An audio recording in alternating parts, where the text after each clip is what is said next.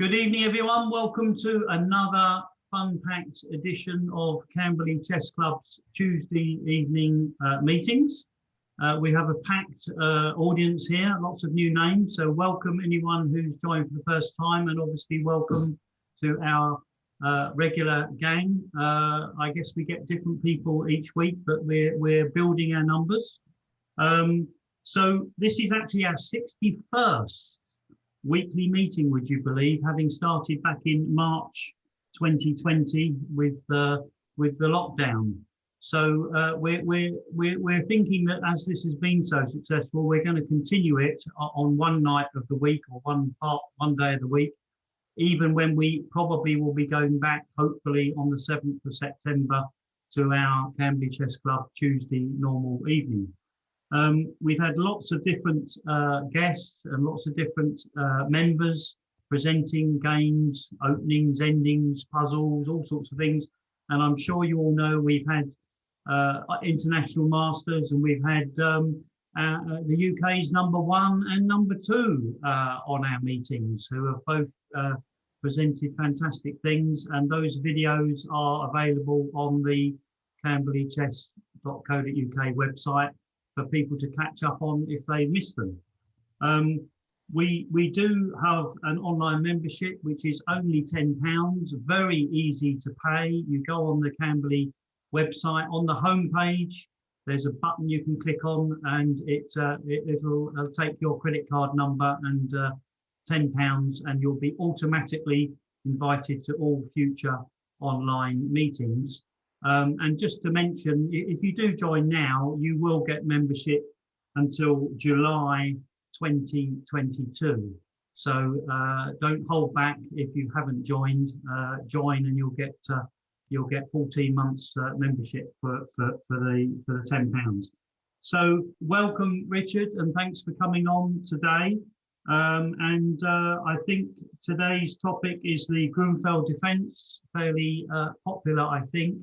And you're going to give us your views on that and show us various openings. So welcome everybody again, and thanks for Richard coming on. I'll pass things over to Richard. Thank you.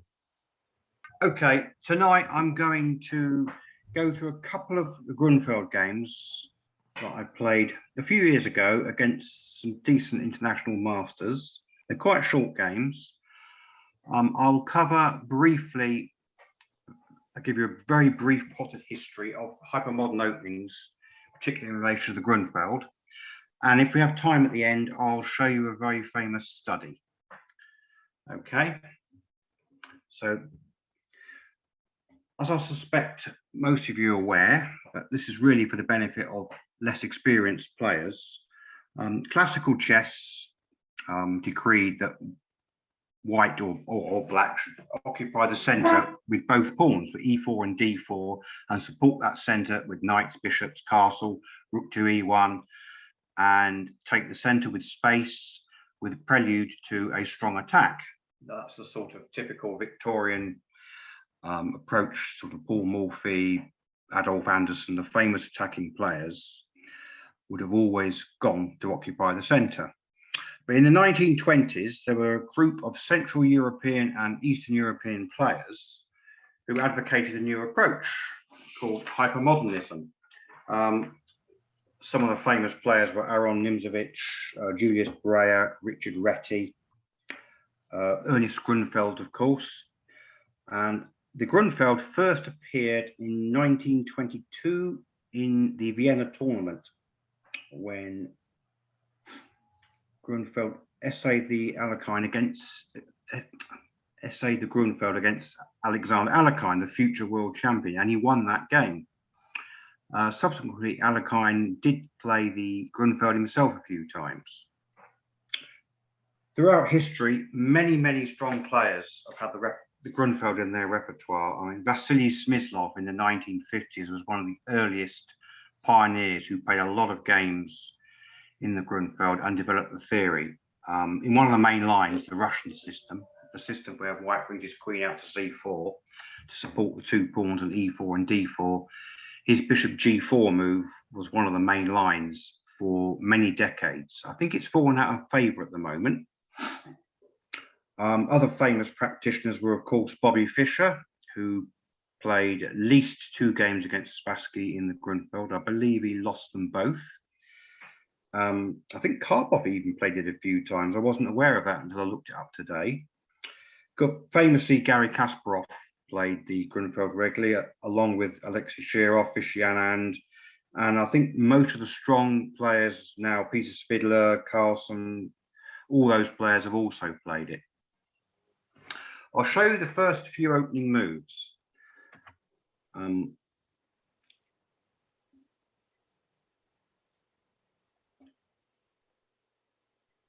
Just to give you an idea of the initial sequence. Now, this is the key move, 3d5.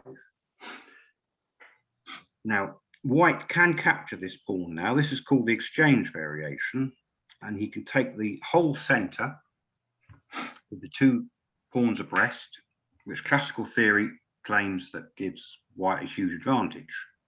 Now, in this position, in the early days, black retreated his knight to b6, which is now regarded as far too slow. And because black is going to have less space than white, it's important for him to exchange a few pieces, because the pieces that are most affected by a space disadvantage are obviously knights. So in this position, black captures. Now this looks strange because white can recapture with the b pawn, strengthening his d4 pawn. But this doesn't matter because black has a quick counterattack. He can play bishop g7. And I'll quickly show you a few moves in one of the main lines. This is not the game I'm going to show you, but this is the classical exchange variation. And as you can see now, black can counterattack against d4 very rapidly. The bishop on g7 is pointing quite nicely at the d4 square. And black has now played the classic pawn lever against the center.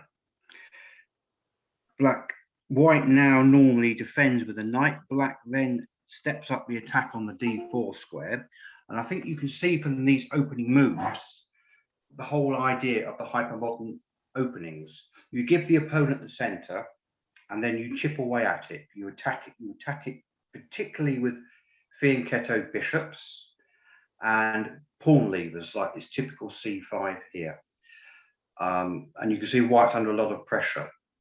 The whole idea of this type of opening is to show that the center pawns are a weakness and that white will now have to spend time and effort defending them, and black can gain an initiative by tying white down to the d4 pawn. So white would normally continue with this, defending the pawn again. Now both sides would castle. And this is a mainline tabia which has been around for a long, long time. You can see that white has a classical pawn center, black has pressure. And of course, with extra space, white's natural inclination here is to attack on the king side. So black may play this move now, preparing the rook to come across to pressurize the d pawn. And now white can play a super aggressive move, f4, hoping to open up the f file. As you can see, the f7 pawn here is a bit vulnerable. Rook on f1 and the bishop on c4 pointing at it. And black can now play a very dynamic move, bishop g4, pinning the knight on e2, putting even more pressure on the d pawn. Now, this is not the game I'm showing you, but I'm giving you some ideas. And now white pushes on with this. And this is roughly equal, this position, but I'm showing you the sort of dynamic potential for both sides. Black has huge pressure on the d pawn, whereas white is now using his space advantage to attack on the king side. And this position has been played many times and is approximately equal. I mean, black can take here, and then white has an interesting sacrifice, which leads to equality. I'm not going to go into that today, but I'm just showing you some of the interesting lines.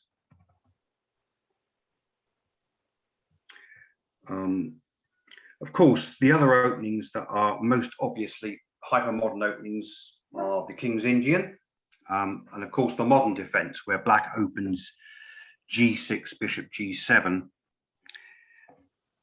if we go back a move here, black could play bishop g7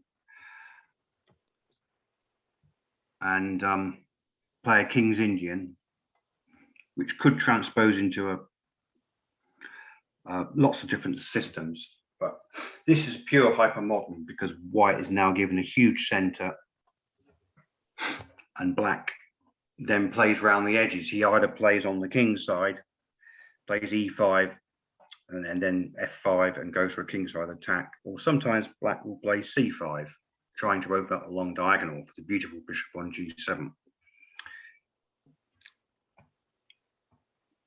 So this new approach in the 1920s from these players certainly changed the whole nature of chess. I think the vast majority of top grandmasters do have a hypermodern opening in their repertoire, although there are some players who prefer classical development where black would never give away the whole center. He would, like e4, e5 is a classical opening, and then black's strong point is e-pawn.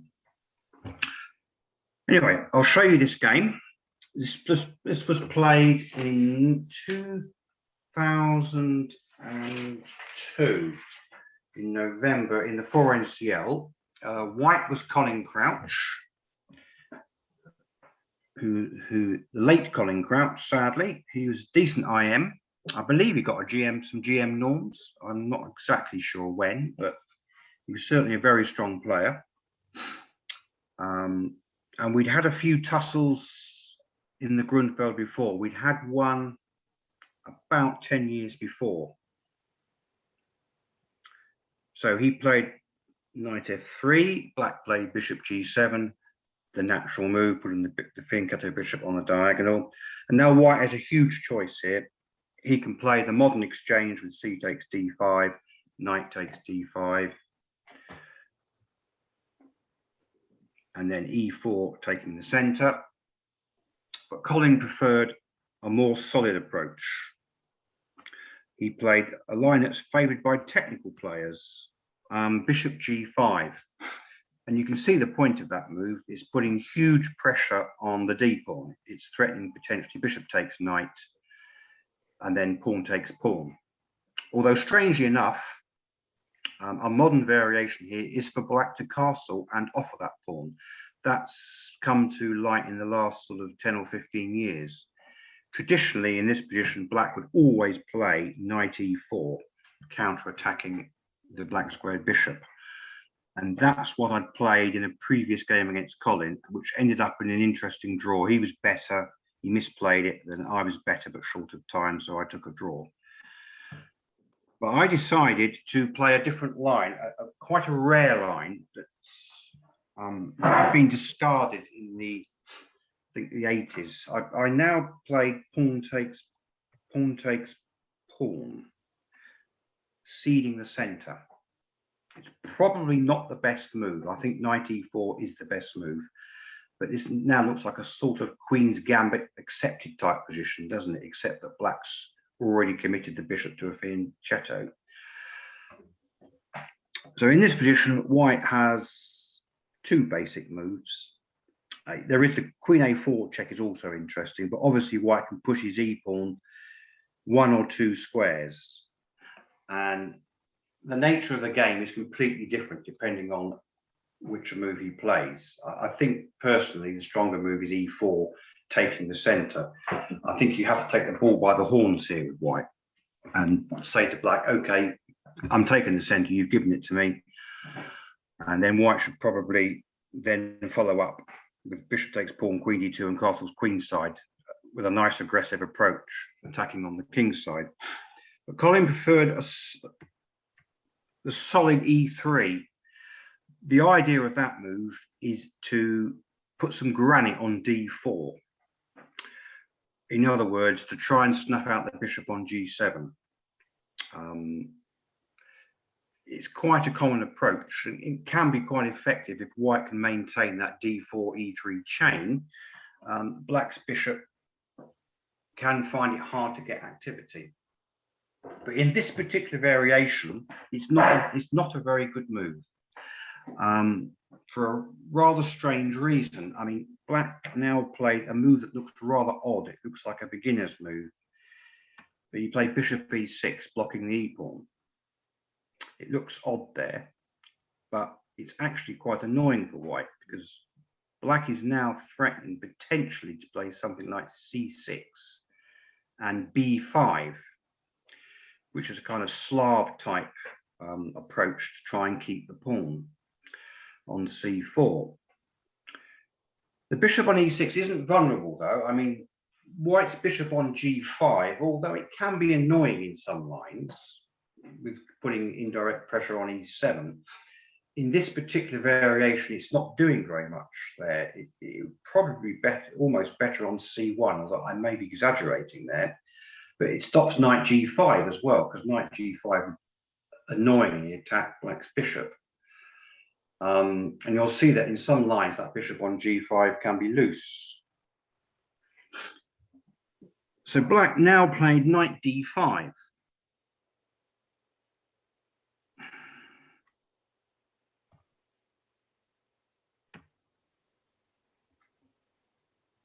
Sorry, I beg your pardon, it's white's move. White played knight d2, moving the knight round to recapture the c-pawn, because as I said, he's worried about black potentially trying to keep it. Black now responded with the excellent move knight d5. I had prepared this system a few years before, and this move looks odd. You're moving the same piece in the opening. Richard, can I ask you a question? You can certainly ask me a question. Yeah. Is knight d2 stronger than knight e5 then? They probably lead to the same thing. Yeah. Because after knight e5, I will play the same move. I will play knight d5. I'm threatening f6 now, forking your pieces on e5 and g5. So you've got to play knight takes c4. So it will come to the same thing. Yeah. Okay. Okay. So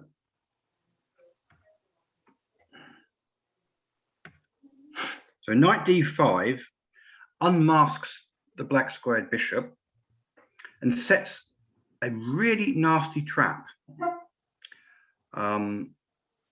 Now, white can recapture that pawn on c4. The natural move is bishop takes c4, developing white's last minor piece, but it actually loses.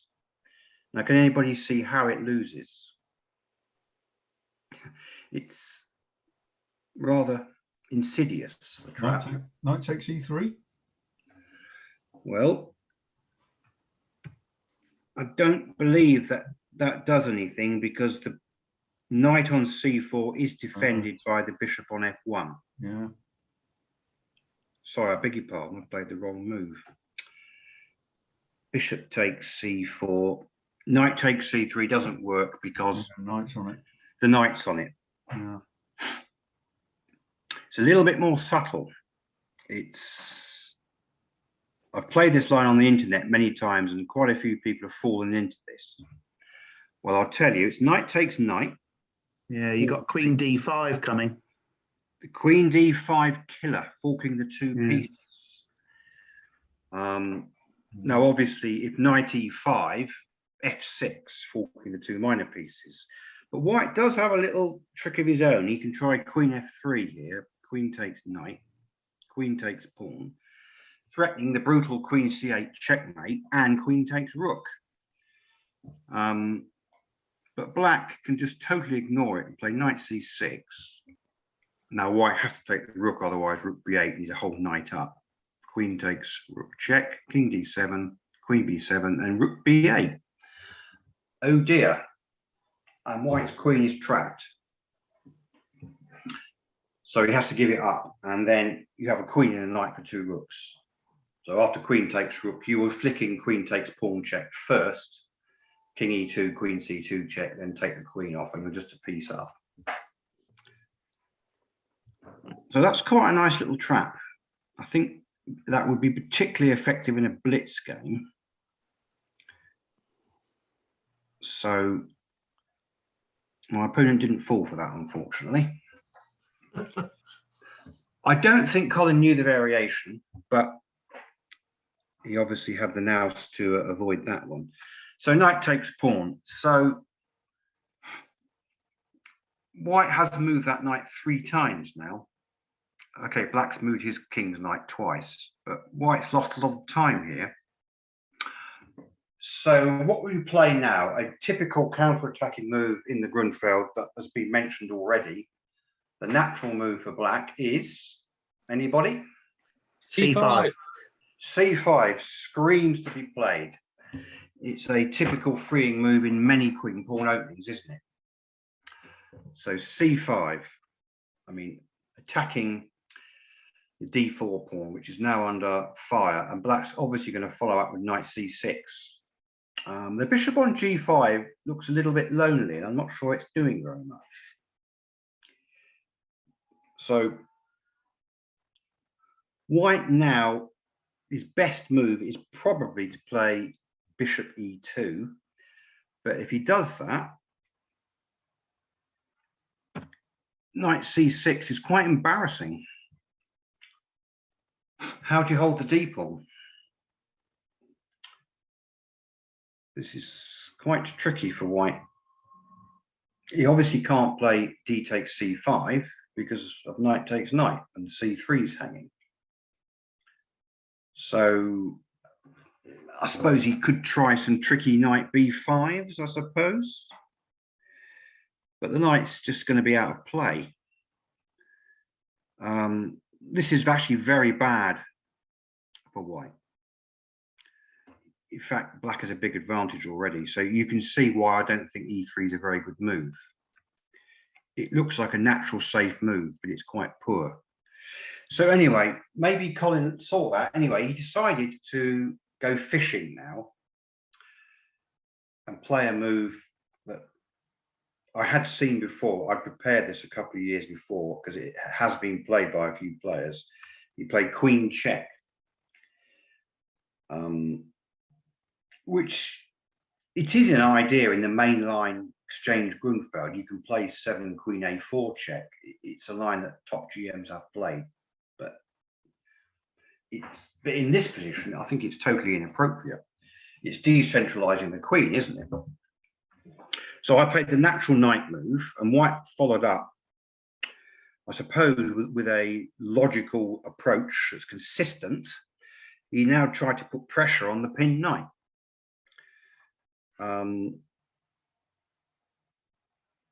But I think you can probably guess what I played now. I mean, I could play rook c8, defending the knight, but why not play a natural move to get your pieces out? I think there's quite a few attacking players here. You wouldn't think for 5 seconds about the next move. I just castled. You can see that white's moved that king's knight now. He's moved it 1, 2, 3, 4 times. So he can move it again and capture my knight.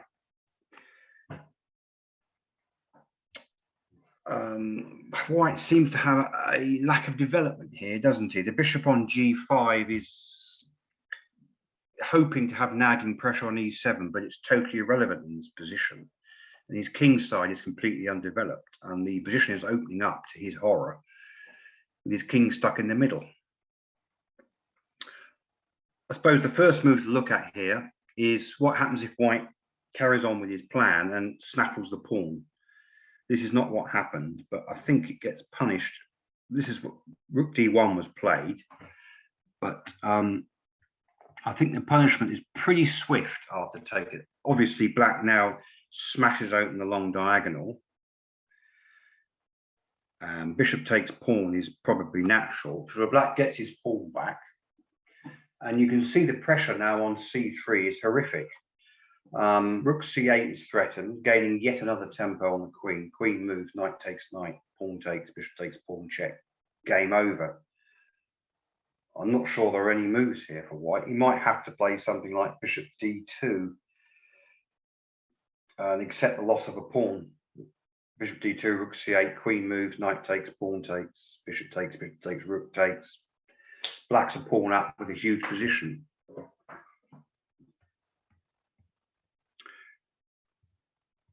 So I think in this game, I think it shows that White didn't know the opening, hadn't prepared for this line. He'd prepared for the main line 94, which we played before. So I think playing a sideline here was quite effective from a psychological point of view. It shows you that even a very strong player can get into a horrible mess very quickly. So White probably played probably the best move, Rook D1, shoring up the deep pawn. So Black naturally now dissolved his doubled isolated pawns, but they're not really relevant in this position because Black has such a dynamic position. Those pawn weaknesses on the queen side aren't going to be relevant until we get to a sort of rook and pawn endgame. I don't think White's going to survive that long. The natural move for Black now, I think most people would play this. I mean, there's lots of good moves, but Rook B8, just putting the rook on a half open file. Obviously, White has to defend the pawn with a piece because the knight on C3 needs support. So White played bishop C1, which I think is the computer suggested best move. It's quite ironic that bishop went out to G5 and now it's having to sort of grovel back home to defend the pawn. But at least White's got his rook out. So in this position, I think there's lots of good moves for Black, but I played another very natural move. What's the whole theme of the Grünfeld? Open up the long diagonal for the monster bishop C5. C5 again. White probably thought that I couldn't play that because of the rook opposite the queen. But after pawn takes pawn,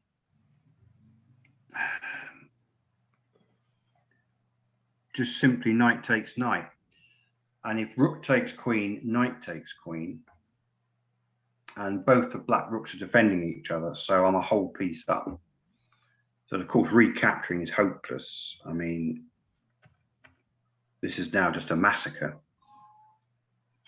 If rook d1, Black has the beautiful bishop b3 interference move, winning.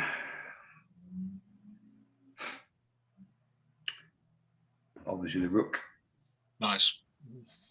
That's a nice variation. Obviously rook takes queen's illegal. Rook takes rook allows bishop takes queen, and queen takes bishops. Rook takes is queen a5 check first, then take the queen. That's the key point, you see. You've got the Zwischenzug. White cannot move his queen anywhere to block the check where it's safe, so he loses his queen and the game.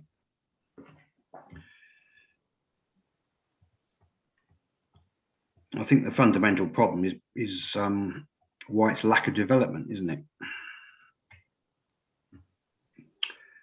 So this is pretty desperate now.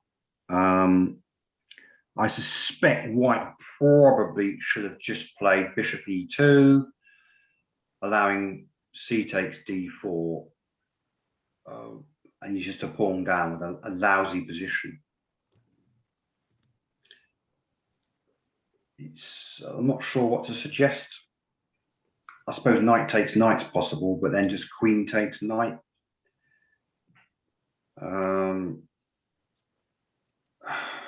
That's probably the best of a bad lot.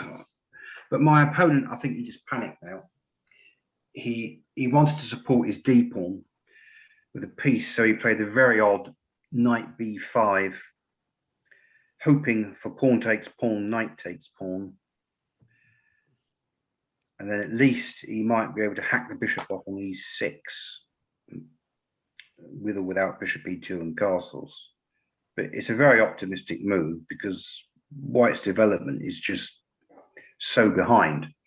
I found a nice little move here that won the game pretty quickly. See if anyone, there's lots of good moves here. What about A6? A6, well done, whoever found that. Yeah. A6 is an absolute killer. Obviously white can't move the knight because I just play c takes d4, so it pushes his queen into an even worse position. Now black's got lots of good moves, but the move I played is an absolute killer.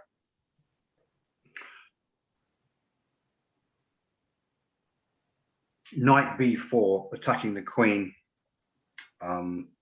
is also attacking a2. It's also threatening simply to play knight c2 check, forcing white to move the king, and then he loses casting rights. And he still hasn't moved the bishop on the rook on the king's side. So queen a4. And now the natural move, switching the rook back to the a file. And the queen now is horribly short of squares. I think you could say this is the history of a queen that's come out too early. To be fair, it didn't snaffle the pawn on c6, but she got completely out of play. So in this position, white could have resigned, but played knight a7, pinning his own knight, and then black simply played, well, there's many moves here that win. Queen, I just played queen b8, and white resigned. He's just losing a piece. So he's got no development, and he's a whole piece down. Look at black's bishops. I mean, they're monstrous. There you are. Very good. Not a perfect game, because for a game to be really good, both players have to play well. And to be fair, Colin Crouch usually played a lot better than that. But I think he just got caught in a line he didn't know. He prepared the main line. After bishop g5, I was going to play knight. I didn't play knight e4. I varied. I played a side line, and he didn't know it. I think he didn't want to play e4 on move 6 because it's quite complicated. I had a game. I'll show you that game in a minute. I'd had a game the year before against Paul Littlewood in that line. And I got a good result in that game. So perhaps Colin wanted to avoid that theoretical line. So he played a quieter line, but in actual fact, it's a poor line. Black, I'm not saying black is winning or anything, but I think white's struggling for equality in that line. Richard? Yep. It reminds me of a game I saw years and years ago when I started playing. Was it I'm sure you'll know it. It was a very similar position up to about move 10 with is it a Michael Steen game? And quite similar sort of a line, but they're using the d5 square. I think black sacked the a8 rook. He let, perhaps you don't know it, but he allowed knight b6, I think, and yeah, he won very quickly. It was many years ago. If you're interested, I'll send it you if you don't know it. I don't recall it. I don't recall it, but if you send it to me, it's possible that I have seen it. Yeah, it's one of the reasons I started playing the Grünfeld, because I thought this looks fun. Yeah, I mean, the Grünfeld's an excellent open, but the trouble is it's so theoretical. Everybody's playing it now. So you've got to know a huge amount of theory. You've got to keep up with it. I'd make some effort to, but it's very difficult. Richard? Yeah, any other questions? Yeah, I'd like to ask a question, Richard. When you played D takes c4, yeah, and Colin wasn't surprised, wasn't expecting it. Well, I don't think he was. How long did he take over his next move? I mean, it's an interesting sort of psychological problem. Do you want to let on to your opponent that they've caught you on the hop, and you sort of play it cool and just knock something out in reasonable time, or is it better just to really sit and think and say, right, I've been caught out here. I'm going to have to take some time, sink some time into this, and really decide what's the best thing to do here. If you genuinely don't know what you're doing, I think you have to think. Otherwise, you can be crushed in the opening. You might think it sounds psychologically poor if you're obviously thinking about it. But on the other hand, I have used this trick in the opening. I have played an opening I know really well, and sometimes I have played it quite slowly to make it look as though I don't know what I'm doing, particularly if there's a trappy line, and I've caught several players like that. I can show you a game. I've caught some decent 200 players in some trappy lines. Just you play quite slowly, not too slowly, and you don't play all your moves really confidently, and they can fall down into some traps. I think most people do that sometimes. It's not something I do a lot, but occasionally it's something that I will do.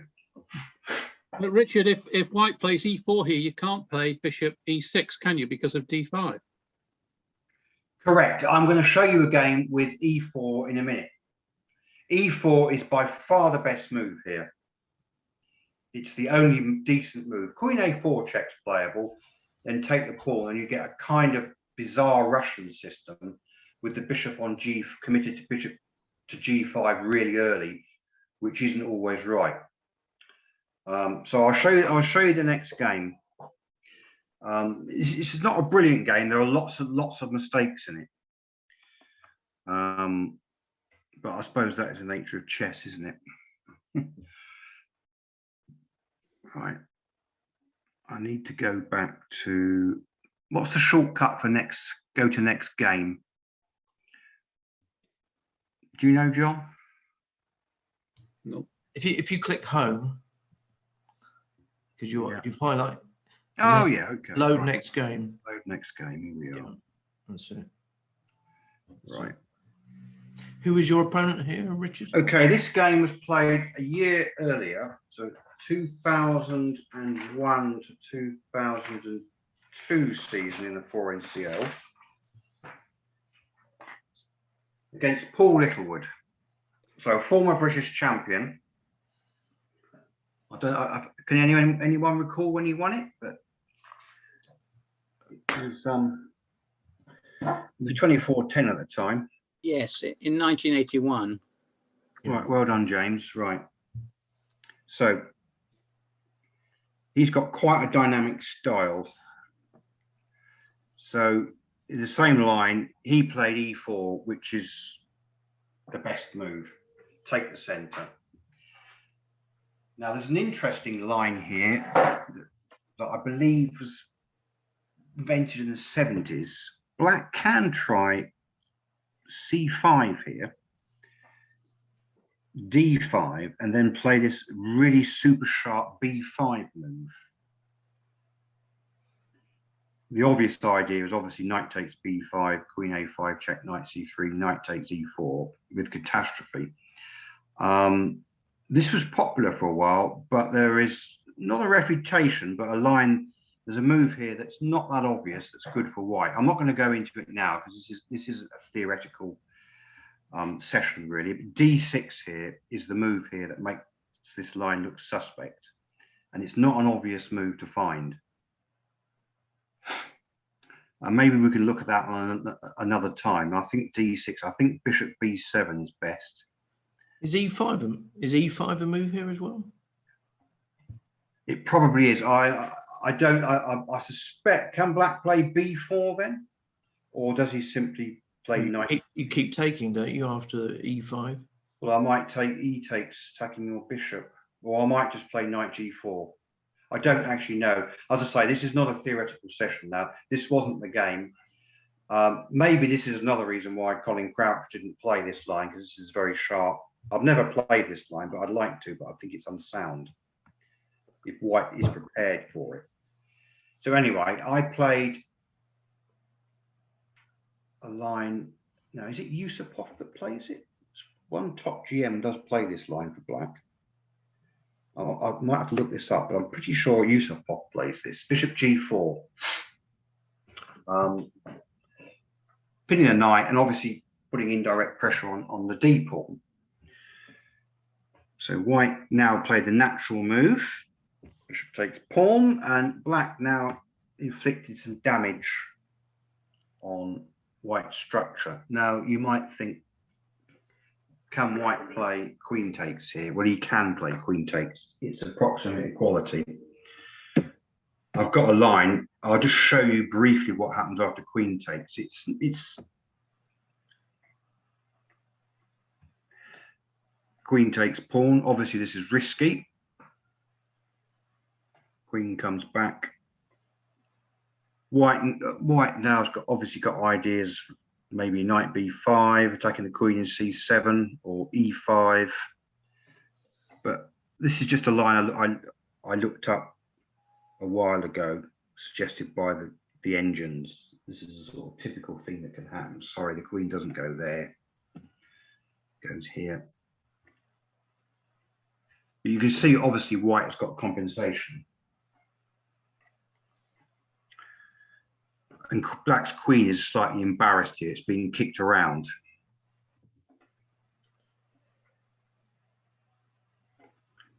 This is a slightly bizarre line given by the engines, but black's okay. But white's got a lot of play for the book. He's got the bishop there. Black's queen's going to have to sort of grovel to either h5. It's not going to get trapped, but I think a lot of players might quite like white's position here. If white can get e5, e6 in, you could get some nice play. So that's an alternative. But white played the main line, g takes. This happens quite a lot in the Grünfeld. Black plays that bishop out to g4 and then captures on f3, forcing white to recapture with the g pawn. Obviously, it strengthens the e4 pawn, but the black can still get a bit of pressure against d4. But in my heart of hearts, I think white is better here. I think his centre and bishop pair is probably worth more than black's pressure against the centre. So castles is natural. So white then played queen d2, which is natural, preparing casting queen side, and then hopefully h4, h5 with a quick hack on the king side, because there's quite a few half-open files on the king side. So black now plays knight fd7, which is a typical Grünfeld idea. In the Russian system, where white plays his queen to c4 and the bishop is on g4 still, black plays this maneuver to put pressure on black's centre. He's going to play knight b6 and knight c6, pressurizing the d pawn. It unmasks the bishop on g7. But it does look a bit slow. It's moving the same piece again. But of course, knight b6 will gain a tempo on the bishop, so it's only losing one tempo. But anyway, white naturally played castle's queen, so black carried out his maneuver to b6, and he moved the bishop back to e2 now. Bishop b3 can't be bad, but I suspect white was worried about knight c6, d5, knight a5, hitting the bishop again.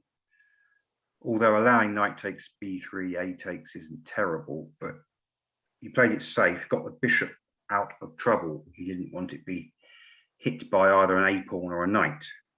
So black now played knight c6. So now you can see the Grünfeld pressure on the d pawn coming to the fore. But black's got to be careful here. He's not got that much space. But what's white going to do? I mean, d5 was played here, and the computer doesn't like it. The engine doesn't like it. I think bishop e3 consolidating the pawn is probably better.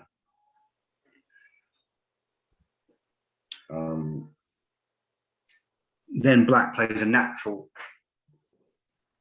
attacking move. This is very much like some of the Russian system games with white's queen on a slightly different square. It would normally be on b3 or d3. after being kicked from c4. So it's analogous, but it's not identical. But the normal move that black plays in these positions is e5. If he doesn't do anything, I think f4 stopping e5 could be difficult for black, or a simple h4, h5 Andy Smith type hack would be okay here.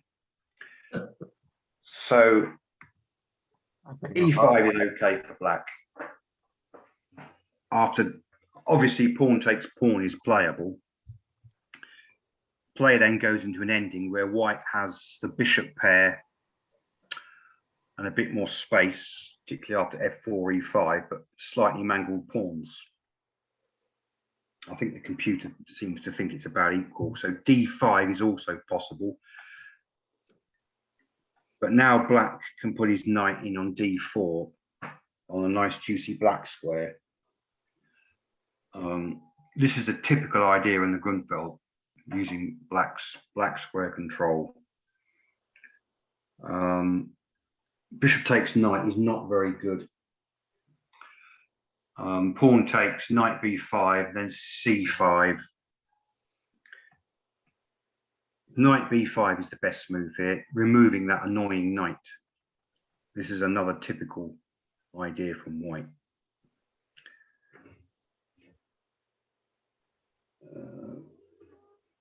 Now black can play knight takes bishop, queen takes a6.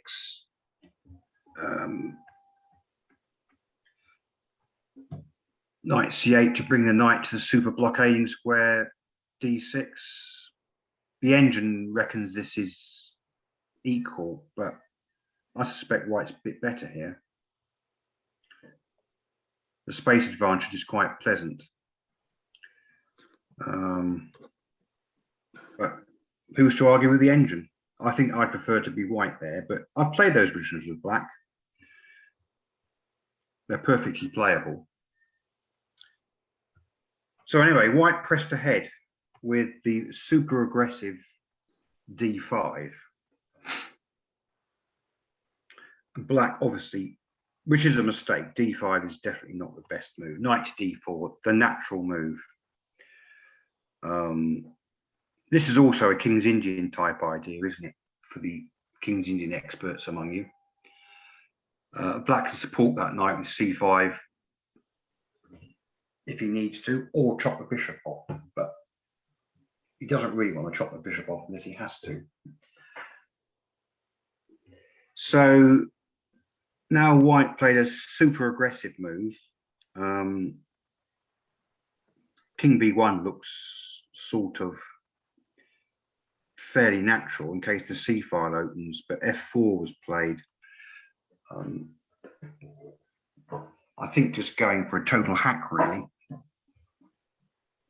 Perhaps white dreams getting e5 in to block out the bishop.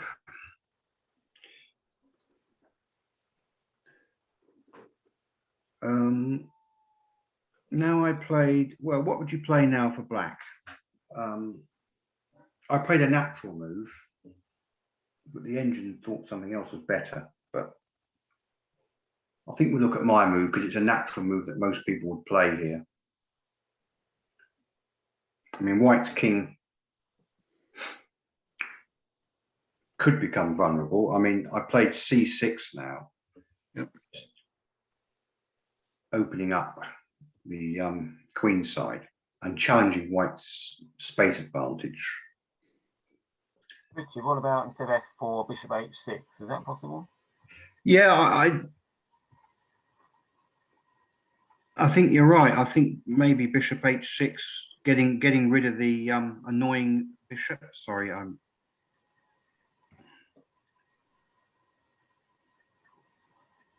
Well, maybe now you can play queen d4, maybe d5 first, and then. Yeah, I think I can play queen takes d4. It's cheeky.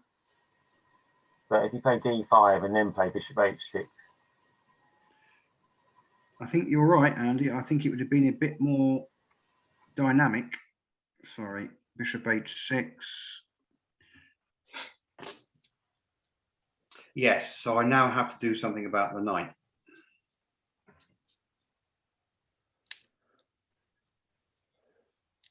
So am I going to support it with a pawn?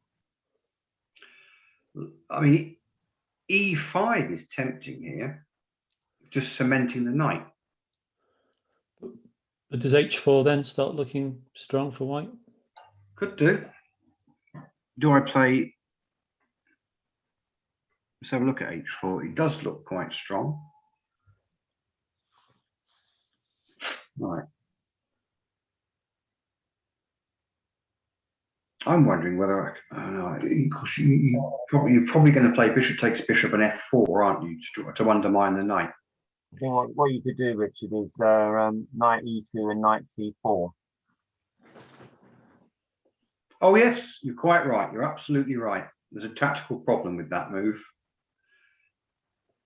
I'm glad you're here. Yeah, simply knight takes bishop. The queen is tied to the bishop on H6. So if knight takes E2, knight C4 hits the queen, and obviously, yeah. And then if queen G5, F6 seems to be embarrassing. Right. He might have been able to play that last move as well. Maybe. Yeah, the knight on B6 isn't completely terrible. Its threats to hop in there can be quite annoying. So I don't think F4 is right, but anyway, C6, breaking it up. I want some play. The engine, shall I just tell you what the engine suggested? It's something that I didn't even think of. It suggested H6, bishop H4. There is some logic to that because now it makes the H4, H5 attack much more difficult to organize. It then suggests taking here, and if queen takes, bishop takes knight, pawn takes, queen D6. And you can see now that black's not only threatening queen takes F4, but there's possibilities of queen A3 check followed by knight A4. And obviously black's got a pleasant initiative, and white's attack hasn't really started. The very weak squares on A4 and C4 are quite good for the knight. And of course, you can see why black played H6 to push the bishop back, and the F4 pawn's hanging. So you can see now that white's got a lot of holes in his position. This is the other point. Pushing up all your pawns, you can't play the pawns backwards, so you leave a lot of holes for the opponent's pieces, particularly if a queen can get in. Or supported by Richard. Yeah. I mean, is this so bad for white? I mean, could white just play something like king b1, and then if queen takes f4, bishop takes c7, and then white's also got quite a good pawn center. Like, I agree with you. I mean, I must admit, I just did a quick engine analysis, but this, and what about the e pawn dropping off now? Yeah, actually, maybe. Yeah. I'm trying to make D6 work, but pawn takes, bishop takes. This is the problem. I think black could take the ending, the pawn up, but you might want to go for mate. It's strange because it looks crushing for white, but he's got to be really careful. He's got a lot of weaknesses. Don't get me wrong. I think this whole line is better for white if he plays it accurately. But as you can see, even a very strong IM has completely misplayed it. Not to say that I don't misplay it as well. But anyway, I played C6, sort of natural move to blow up the position. So pawn takes pawn. And now I played I thought this was an excellent move. The engine liked it as well. Queen C7, not recapturing. Exploiting the open C file. And also, of course, the rook's going to come across D8, and then threaten to move the knight and win the queen. That's going to gain me even more time. As you can see here, black has a permanent initiative now. White's attack hasn't really started. And the knight on d4 is lovely, the bishop's knight. The knight on b6, not brilliant, but it has potential. That can be the problem piece for black in the Grünfeld. So I suspect king b1 is probably a move here. I suppose we should look at pawn takes pawn. I didn't even really consider that move in the game. I just thought it looked too greedy. I suppose, well, I could play rook b8 if I wanted to really over finesse, but I suspect I ought to get rid of that. But I don't remember looking at this line in great detail. I just made a general positional assessment here. I thought I'm a pawn down, but I've got lots of half open. I've got an open C file, I've got a half open B file, I've got all my pieces pointing at the queen side. I think most people would regard this as sufficient compensation for a pawn. Maybe a good engine might be able to defend it, but I think most people would prefer to be black here. If anyone disagrees, I mean, black's going to pile his rooks to, well, I've got a choice of the B file, the C file, or the D file. Rook to D8 will embarrass the queen a bit. I suppose bishop D3 is then forced. But I'm not going to go through it in detail. I'm just going to give you a general positional assessment here, because in a game you just get to this and make a judgment. You'd say, I've got lots of play for the pawn. Maybe a GM can see another 10 moves deep and see a winning attack for black. But Shame we haven't got Colin Line here to try and justify grabbing a pawn and clinging onto it. Yeah, but the engines say that black is much better. Anyway, obviously my opponent didn't fancy that. He's an attacking player, so he didn't want to be under the cosh. So he played e5. The computer much prefers king b1, bishop takes, then sorry, b takes c6, and just says that black's a lot better because I can support the knight with c5 and I've got the half open file. But I can see why he wanted to play e5. He wants to snuff out that annoying bishop on g7, which is, of course, it gives me the f5 square for the knight. The knight's never in any danger.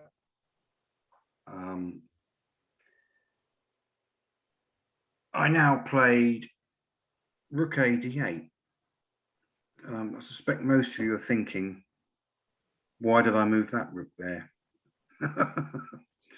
Richard, why did you move that rook then? I suppose after pawn takes pawn, it's not attacked. It's an interesting question, isn't it?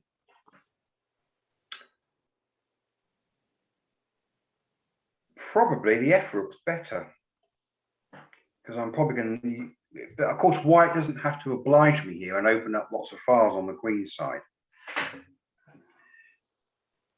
So now white moved his queen, attacking the knight. Now I played a poor move. What would you play here for black? Knight f5.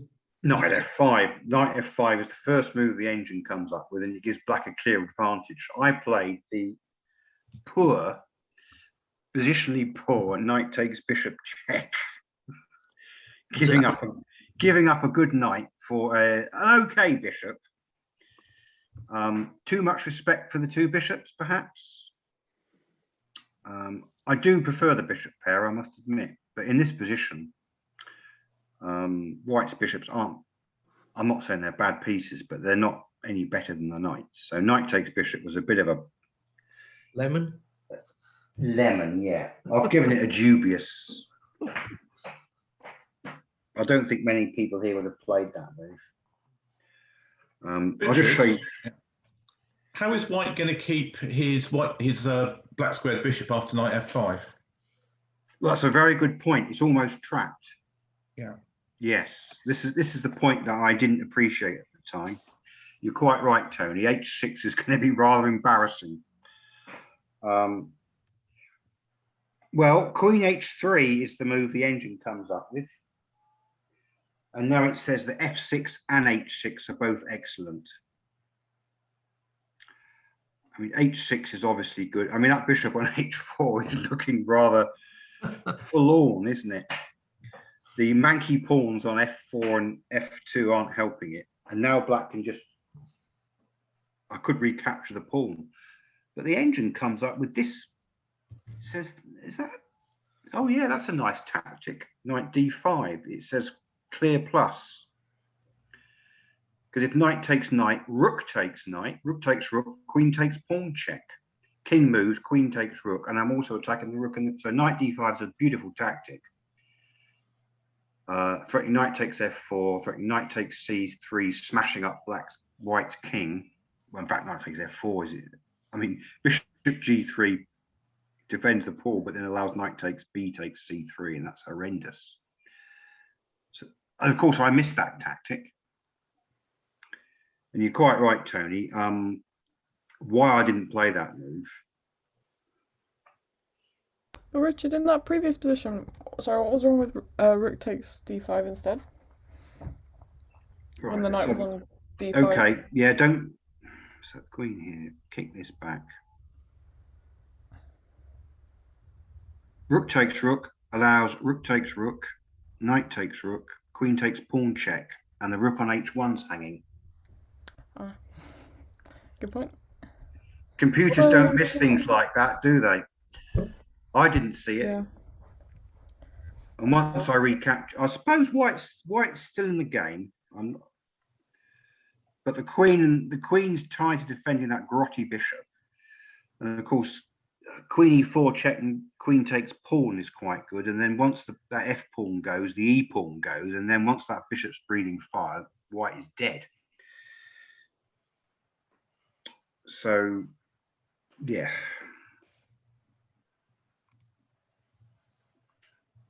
So, yes, I missed that idea of H6 trapping the bishop, Tony. That was, I don't understand why. As I say, too much respect for the bishop pair. So knight takes bishop, which is dubious. Queen takes. Now I recaptured the pawn. I think the engine prefers F6. It's logical because it's opening up the long diagonal for the bishop, and it's also potentially exposing white's weak F4 pawn. So I probably played another slightly inferior move. I recaptured. And I've thrown a lot of my advantage away now. With a couple of injudicious moves, knight takes bishop check, and this rather pusillanimous pawn capture, sort of F6. So white now obviously wants to do something about his grotty bishop, so he moves it back. He's trying to get it back in the game. I seem to recall that I was quite short of time here, so I played some rather unimaginative moves. Richard, how do you assess the position now? This is what I played. Richard, can I ask a question? Black is still better, yeah, but nothing like as much as he was. Yes, I've thrown a lot of my advantage away now. The engine still says that I'm better here because the bishop on H4 is a bit poor, although it is exerting pressure on E7, which is the whole point of that system, bishop G5. So it's not completely terrible. And obviously black's pawns on the queen side aren't brilliant, although it's not going to be easy to attack them. But I offered a draw here. My opponent took it straight away. I think he'd be under the cosh for a long time in a very poor position. Not lost, but he can obviously recapture here, play king b1, and then we have an ending where I've got a passed d pawn. He's got a potential outside passed pawn. he's got a semi-bad bishop, hasn't he? He's obviously going to play f3 and bishop back, but black might play bishop h6 and the time down to the f pawn. Obviously, black's better here. White could play queen d4, could he, now? Yeah, I think white's, yes, I think he should play queen d4, targeting my weak pawns. Am I going to play, well, I could play e6 or I could play f6. Oh, I can't, no, I've got to be careful about f6 because the d pawn would hang with check. It's funny, the computer says clearly better, but I don't see it personally. The d pawn wouldn't hang with check because c takes d5 is check. Yes, but then I've got to waste a move defending it. I think I might have to play e6 here. Yeah. Both sides have got their problems. I've got the slightly weak queenside pawns and white's got the f4 pawn, and the bishop on g7 isn't that brilliant because it's blocked out by the e pawn. So you can see why I offered a draw here. I felt a bit uncomfortable because the engine gives it's clearly better for black, but I'm not convinced. But in an end game, I mean, that pawn structure is completely winning for black, though. You obviously have to get some pieces off first. Well, I need to get into a bishop and pawn endgame, yes, or I need to play f6 and get my bishop breathing and isolate both of his f pawns. But it's not that easy. White and his natural queen d4 move, centralizing, is obviously the best move. Yeah, I still think. I mean, probably with e6 though, and then reroutes the bishop out. To You also f8. have to be a bit careful of the dark squares, but But the knight on d5 is a monster, isn't it? yeah. I suspect white will probably capture it, allowing c takes, and then yeah, I've got to play bishop f8. Then bishop f6 could be annoying. I've got to then guard the back rank forever. I suppose I can play h5. True, but maybe something like queen b6. Queen takes queen, and then my e pawn's hanging. You see? Oh no, sorry. After something like e6, sorry. Then play queen b6. Because then, yeah, and then try and.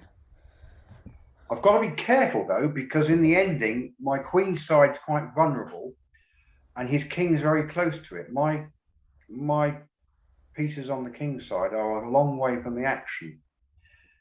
This is my positional thinking I remember thinking this during the game. I'm thinking if the queen's come off here, I could lose it on the queen side very quickly because his king's ready. He's got a knight on that side. Okay, he's got a poor bishop, but my bishop, although potentially is better in the ending, at the moment is not doing very much.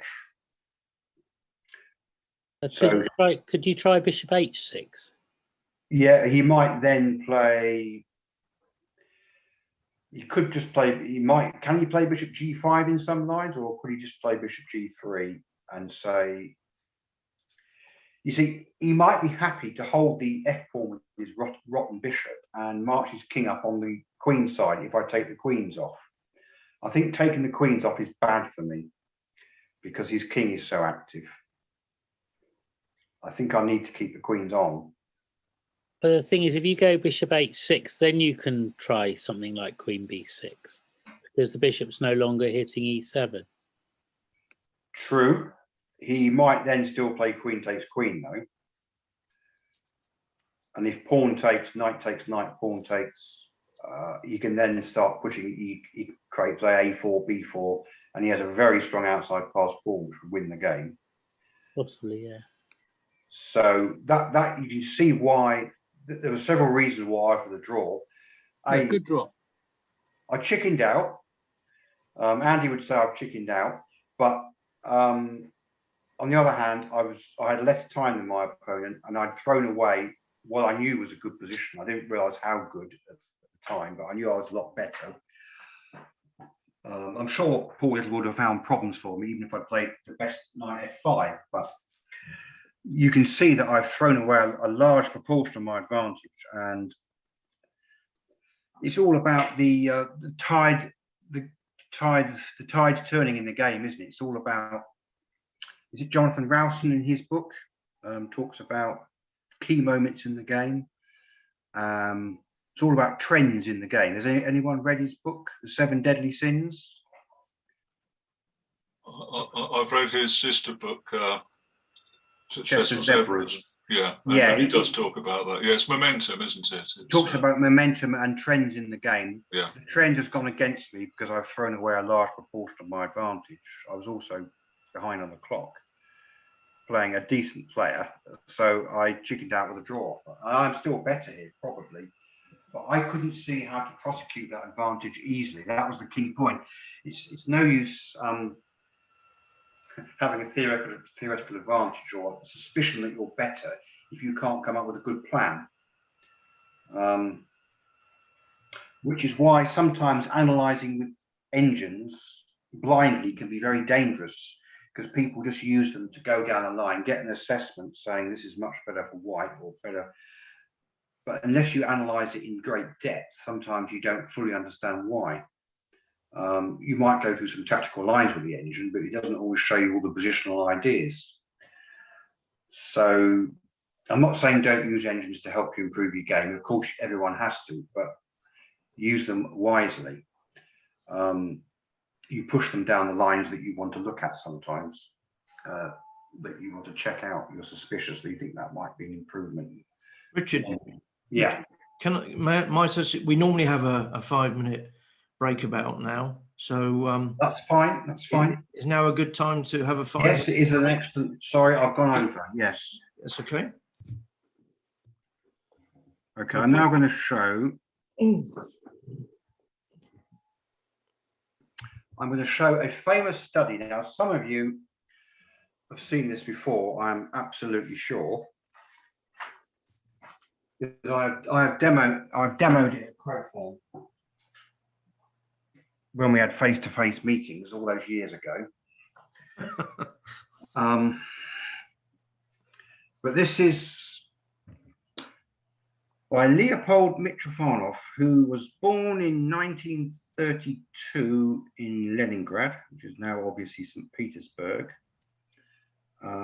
He survived the 900-day siege in the Great Patriotic War. And sorry, he would have been 9 then. And of course, they don't know how many people died. They reckon about roughly 900,000 people died, mainly starved to death. But and he had stunted growth. He was only about 5 foot, so that's certainly explained by starvation conditions for many years. And he became a chemical engineer by profession, but sort of by night, as you could say. He was a brilliant chess composer. And this is his most famous composition. Right. Who hasn't seen it before? No. Good. Probably. Excellent. As long as there's a few people. So this is White to Play and Win. Tim Krabbe, who is he Dutch or Belgian? He has written lots of chess articles and books. He said he's Dutch, isn't he? Yeah. Yeah, I think he's Dutch. He said this was the study of the millennium for him. It won a prize, I think, in '67. It won a first prize. I think there were 250 entries, and Mikhail Tal was one of the judges, and he was so impressed with this study. As soon as he played through it, they were looking for the second and third places. They'd already decided that this was so superior to all the other compositions. Anyway, White to Play and Win. It's just, I think the only thing that spoils it is probably the fact that White's got a passed H pawn and Black's got a passed H pawn. That looks a little bit artificial. Apart from that, it could be a genuine endgame. So White plays a natural first move, b6 check, forcing Black's king into the corner. Now White's next move is a stunner. But to understand it, I think you need to just play through what happens if white plays the obvious move here. The obvious move is G7. So G7, whoops. Black king needs to move. Sorry, black queens, white queens, bishop goes back.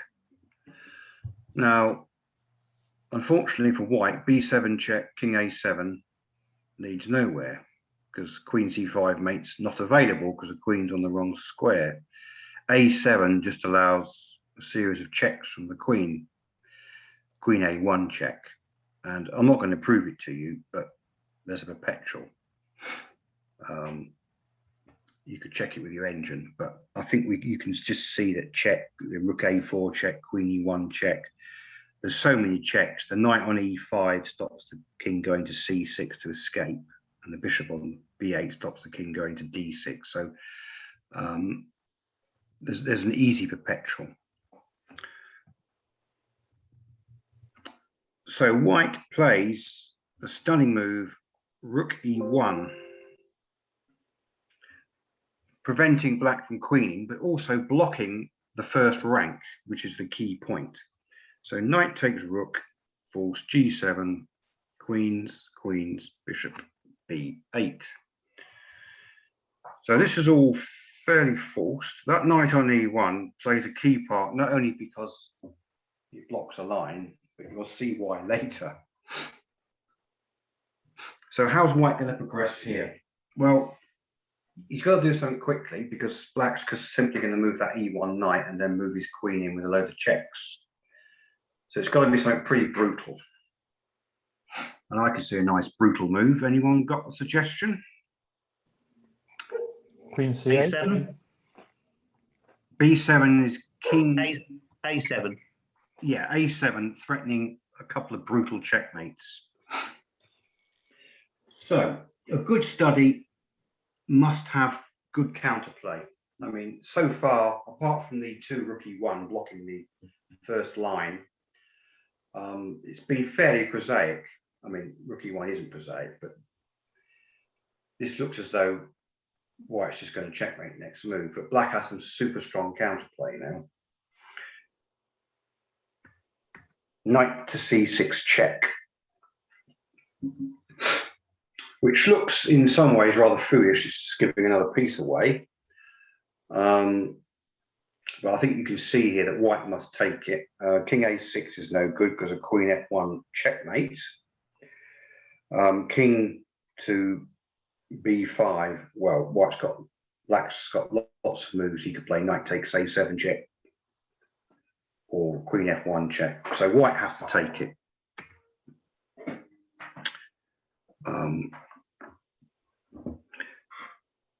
You can see the point of the check now. It's to clear the fifth rank. So queen takes h5 check is the obviously the only move, isn't it? Because white's queen covers d5 and queen takes c6 doesn't help. So queen takes h5 check, which is the whole point of black's knight c6 check.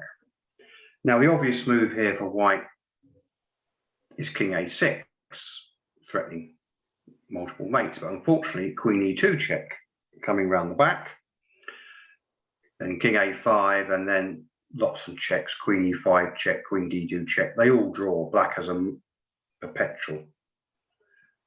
So you might think, what about king b4? Well, once again, black's got lots of checks with his queen, or knight d3 check. King a4 similar, queen h4 check, or queen d1 check. So what's white to do? Looks as though queen in the way. Put the queen in the way. Yes, this is G5. the queen g5, an absolute stunner. It looks completely idiotic, but it deflects black's queen onto a black diagonal. So queen takes queen check, king to a6.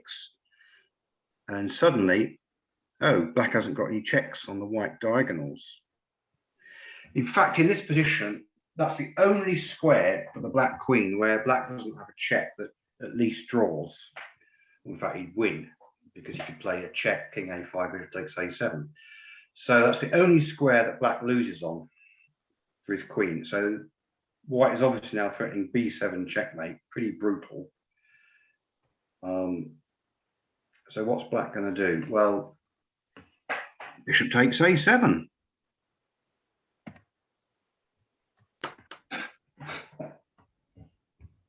How does white respond to that? Well, he plays a natural c7, threatening b7 checkmate and c8 leading to quick mate.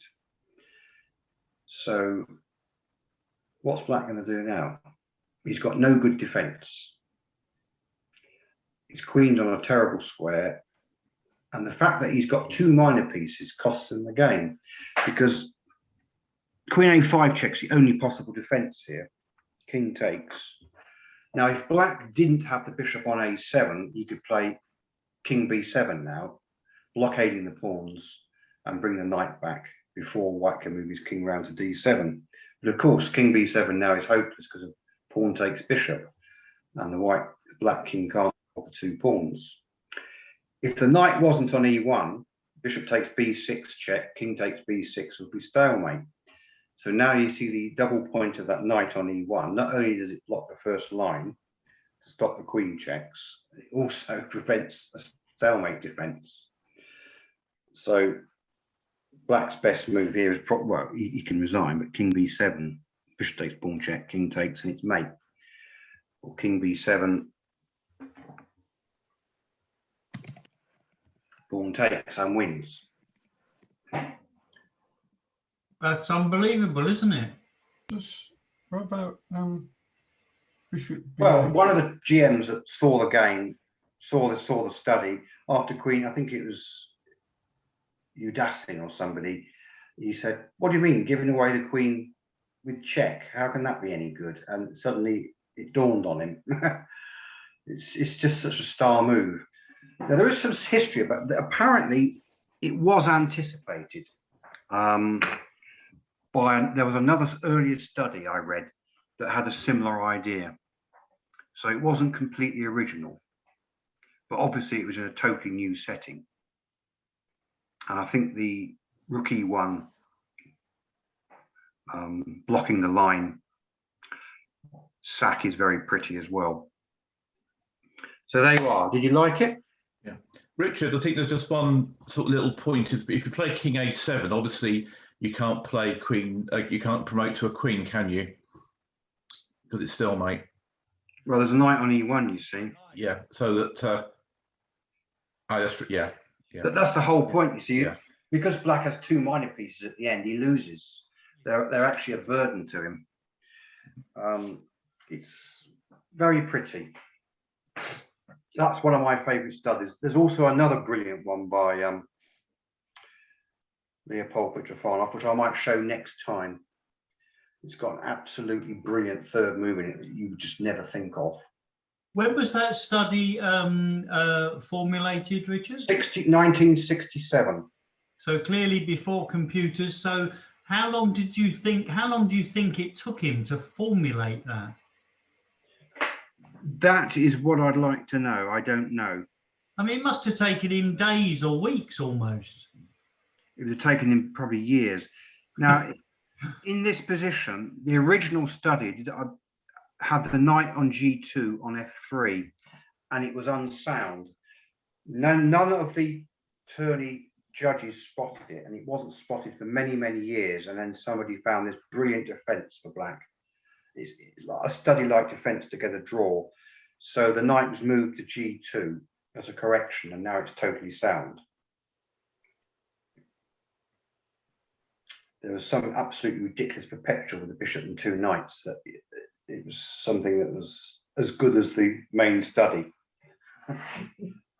which I wish I might be able to remember if I could dig it out.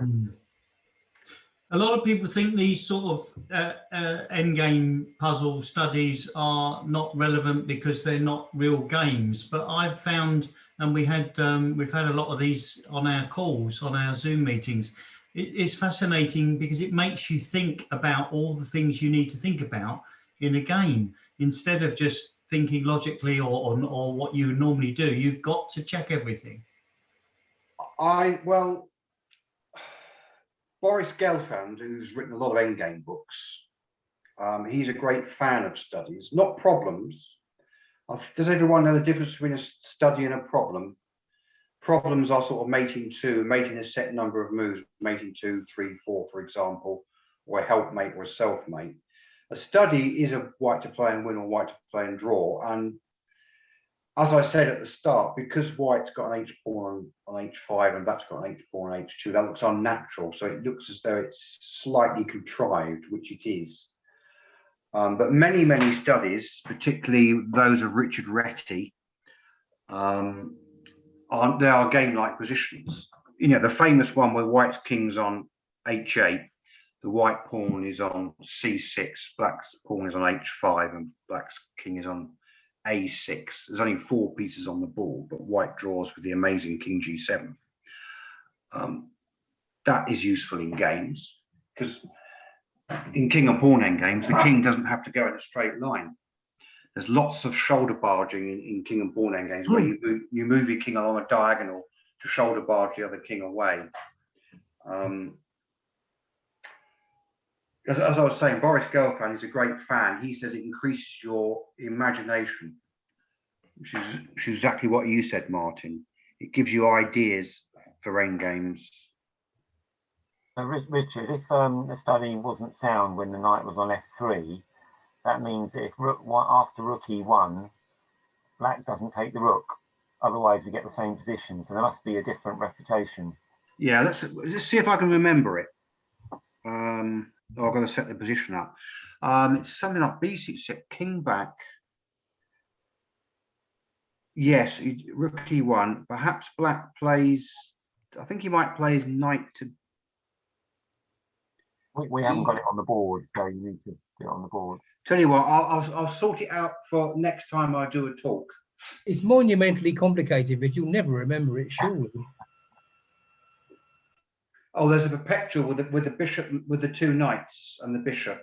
But it just sort of means on the first move, white's first move is rook E1, but and black takes it here. But if the knight's on F3, if he takes it again, it's the same position. So there must be a completely different move. I think, Andy, black plays his knight across to D4 or D2 and threatens some kind of strange perpetual. It's kind of a different puzzle then, isn't it?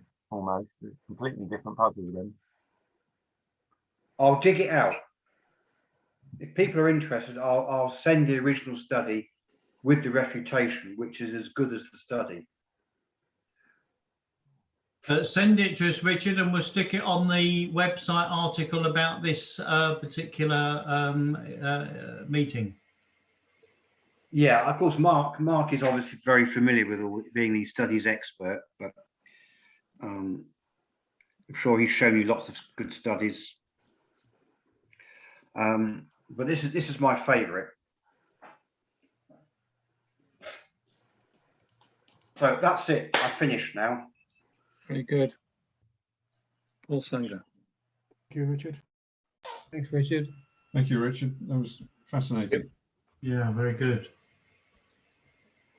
If I'm invited back, despite the technology problems, my webcam is switched on according to Zoom, and I've checked the privacy settings for different applications to use the webcam, and it's all switched on the Zoom and everything. So I don't quite understand what's going on. I'm sure you'll fix it for next time, and we'd like to see you. We'd love to have you back, Richard. Didn't we? We'd love to have you back, and we're prepared to double the fee that we've paid you. Very generous. Yeah. But not to buy a new webcam. Sure. I've had this problem before periodically. Yeah. New webcam, I think. No. I think there's some setting. It all looks to be set up, but it's it's a bit odd. Anyway, thank you very much. Yeah. Paul, Thanks a lot. Paul, didn't you want to go through your ending against Nairobi again? Oh. Oh yeah, we can see that, can't we? I'll stop sharing.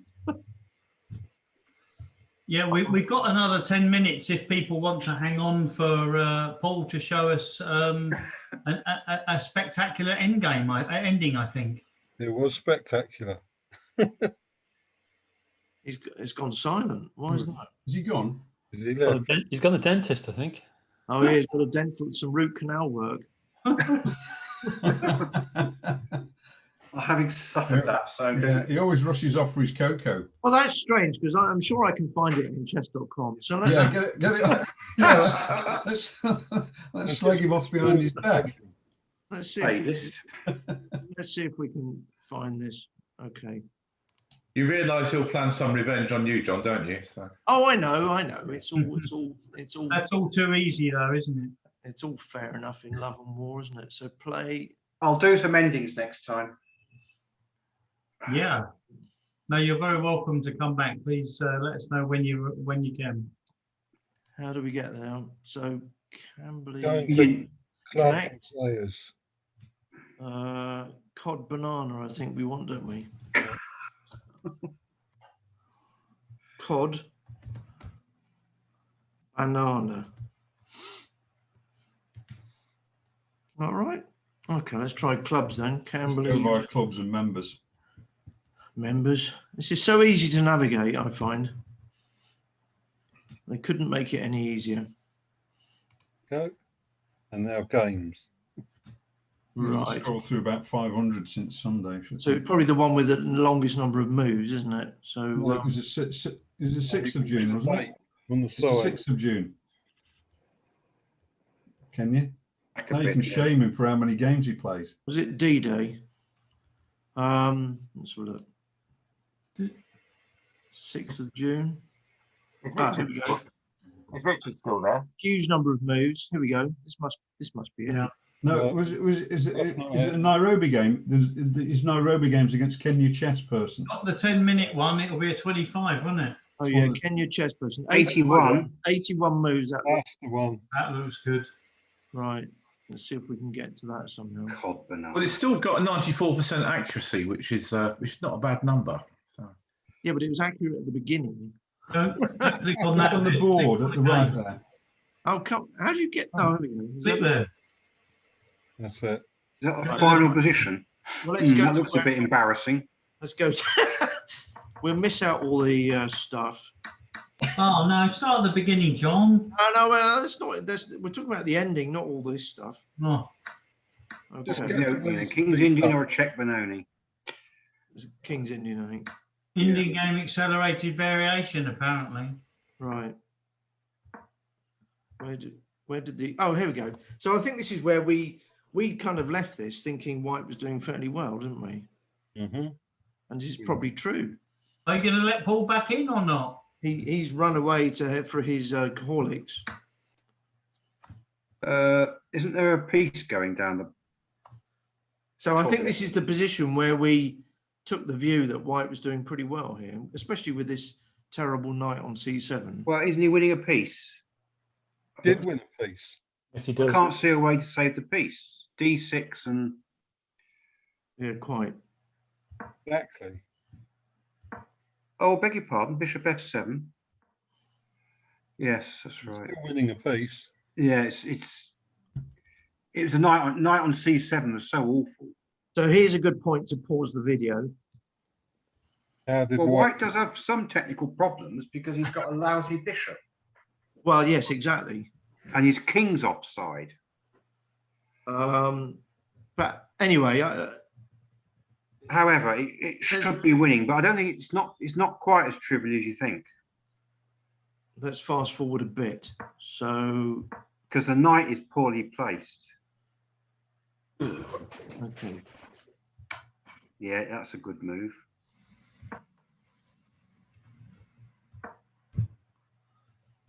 It's still looking all right, isn't it? It's still looking all right. Right. You know, this h pawn's now not mobile. Yeah, but you can play But this bishop is so poor, isn't it? Yeah, but you could. This is quite an interesting. Is he going to walk into a checkmate somewhere? Well, this is not totally trivial, John. Exactly. I didn't say it was. Because the knight is semi-trapped. Yeah. How does it get? This is quite an interesting position, actually, despite the apparent advantage. Hold on a minute. Let's not rush here.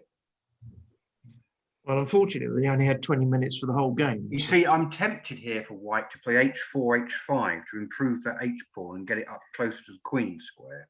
Mm. It also gives you an anchor point for the bishop on g6. And then you could play knight d8, knight f7 to get that stupid knight out. Yeah. Although the disadvantage of pushing the pawn on h5 is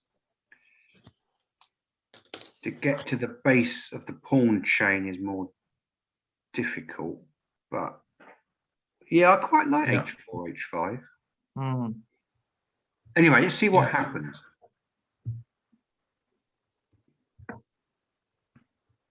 He stops that idea, but that's one of the reasons why I wanted to move it.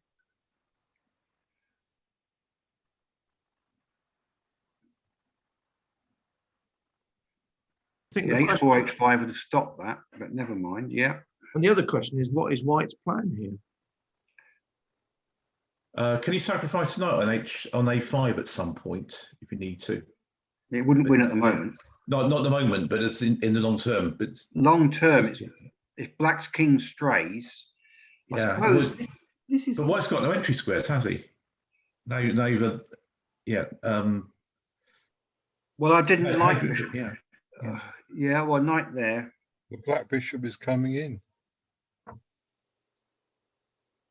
So guys, given that this was played in Africa, I'm reminded of that movie Zulu, where Rorke's Drift, where. What about knight b7 now? Threatening Tony's idea of knight takes a5. Can we go back to knight b7? What, here? Yeah. You mean here? White to play knight because I like that. Knight takes c5 and then b6, b7. Yeah, I think that wins because Black's king can't come back to d6. Knight takes a5 or. Although Black doesn't have to take it, of course, he can. I suppose he could play bishop c2, but White's making progress if that stupid knight can get out. Yeah. Anyway, knight b7 would have won. I can't see a defense for Black. Knight d6 is probably okay here as well. What were you going to say, Bob? That Michael Caine was going to intervene at some point? Richard, why does knight b7 win? No, I thought. Can we go back to that position? Doesn't knight b7 win? Or can you refute it? Can you get back? Yeah, the king gets back. Oh, I'm going blind. You're quite right, Andy. I was hoping for king d4. Yes, you're absolute. So White. So what's Black going to do then? Bishop c2. Play h4. Play h4 first. Yeah, you got to play h4 first. So is White in Zugzwang?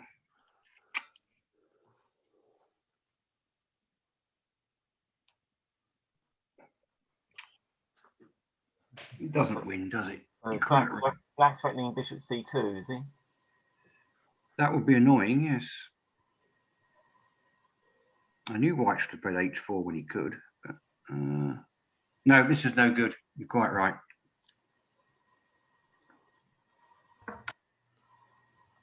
So let's see what happened. Knight there.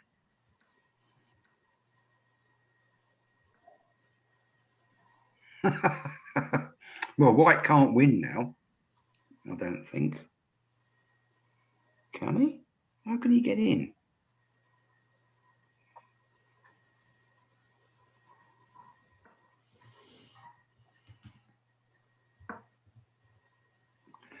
How can White win?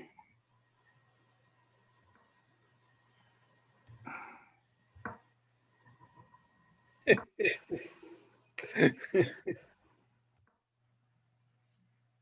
how he lost. Oh dear. Surely King C3 was better there.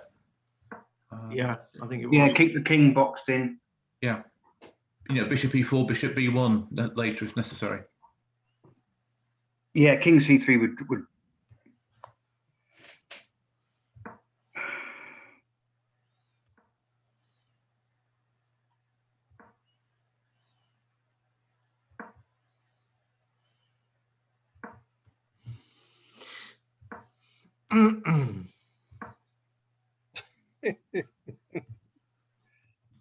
yes. Ouch.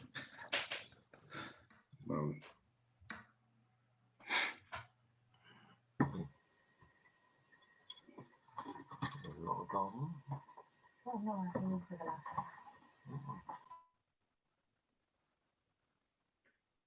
Here it comes. this is interesting.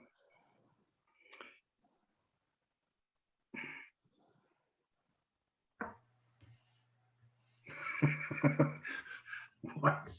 I can see how he lost this.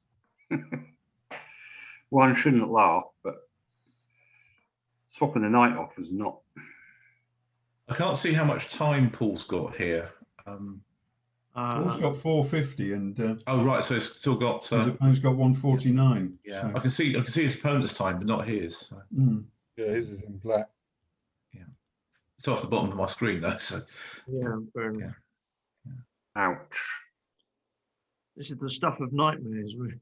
It is. Well, a bad bishop, isn't it?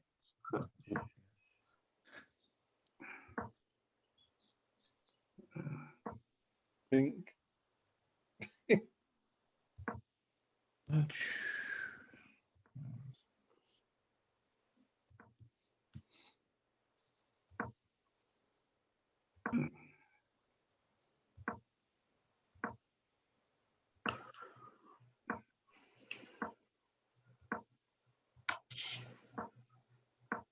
It's all too slow, isn't it?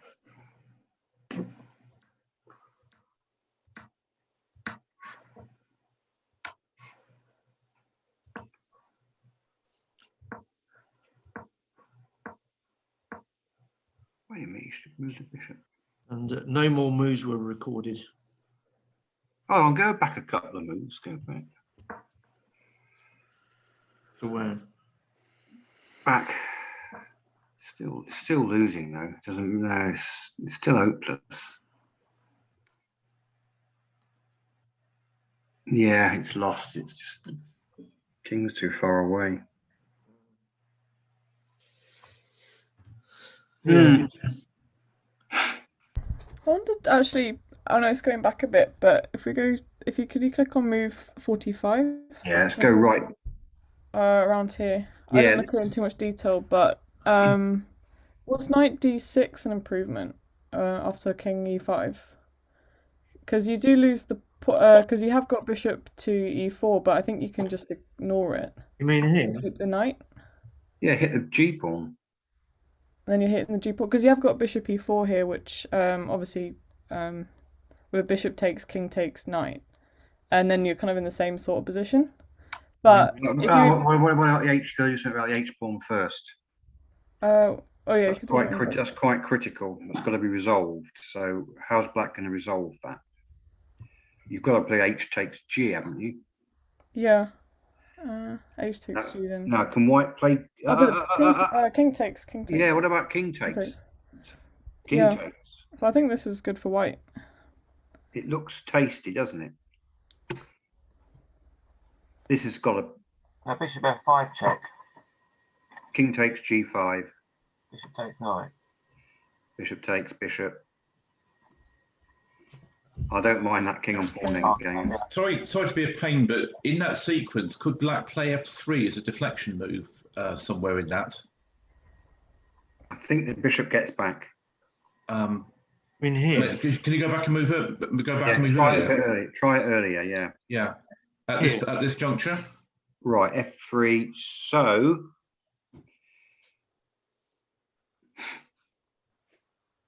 Yeah, because if bishop takes pawn, bishop takes knight, then you're threatening both the pawns, aren't you? Yeah. Knight f4, knight f4, white. Oh yeah, bishop knight f4 because the bishop drops back to g2. Yeah.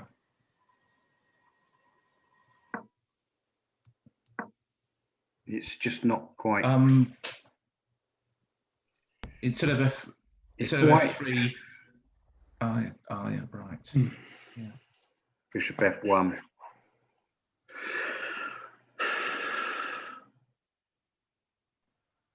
Well, you can't let white have the passed H pawn, can you? I mean, that's just too. That's going, isn't it? If white didn't have the H pawn, black would have some swindling chances, but with the H pawn, it's hopeless.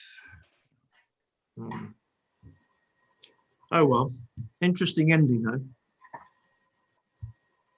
Yeah, without the H pawn, black could go after the A pawn and create a lot of trouble. But yeah, it just needed the correct maneuver with the knight to get it out. But it wasn't easy. Well, yes. Yeah, I think Louis' suggestion looks rather good to me.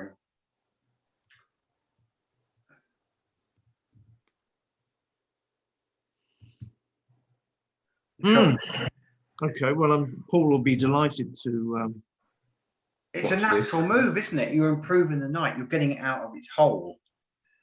It's been stuck on c6, and now you're getting it back in the game. It fulfilled a useful function on c6 in covering the e5 and d4 squares. So yeah, knight e6 is excellent. That does win. You just needed one super accurate move, and then the game's over.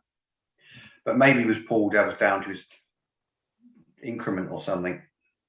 I mean, at this juncture, he's got. I can see 7 minutes on his clock, so still has plenty of time. Yeah. Oh, I wasn't looking at the times. Right. Okay. So 7 minutes is plenty of time to find that. Oh well, I'll give him the good news then. Give him the good news that he missed not a trivial win, but. And if we'd have drawn, we'd have won the match. That makes him feel better. Yeah, that's even better. Yeah, makes him feel really good. Perhaps he shouldn't be called Cod Banana. Magnificent name, Cod Banana. Yeah, perhaps change it. I wish I thought of it. Yeah. Our imports of cod and banana now banned by Northern Ireland. Is that? Perhaps change it to Cod Banana Skin. Yeah. Aren't there sausage wars breaking out and chicken nugget wars? Yeah. Well, I'm not going to be too critical because I was a piece for a pawn up in an ending once, and I failed to win it. It was not easy. It wasn't an easy technical win, but it was definitely a technical win. And my attempt to win it was pathetic. But at least I didn't lose. But I played a superb game, and then I just failed to win a simple technical ending. I should say that in case anybody doesn't know, Richard is an excellent endgame player, by the way. He's been very modest, but. Oh, I play some right shockers. We all have. Indeed, yeah. Anyway, I'm off. Thanks, Richard. Good to see you. Right. Cheers, chap. Bye. Thank you very much, everyone, for joining, and thanks, Richard. Thanks a lot, Richard. Good stuff. Yeah. Okay. You're very welcome to come on again. Thank you, I'll do everyone. games next time. That'd be good. Yeah, Good night, all.